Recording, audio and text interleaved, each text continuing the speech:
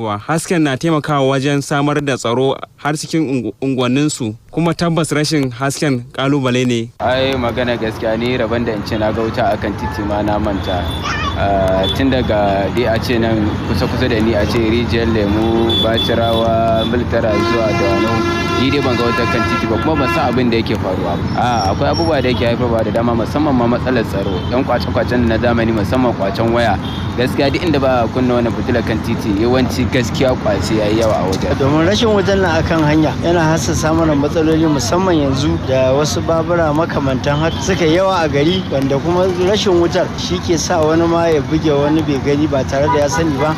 A halin da ake ciki dai, mutane na ci gaba da bayyana fatan gwamnati za ta waiwayi fitilun da ke haskaka manyan hanyoyin da tituna da zummar samar da gyara domin cika alkawarinta na kare rayuka da dukiyoyin jama'a. Suidi Hamza Adam, Premier Radio. To da rahoton Suidin muka ko kuma za mu je ga kasashen ƙetare, inda ofishin Majalisar Ɗinkin Duniya a Mali ya ce an kashe masu wanzar da zaman lafiya biyu.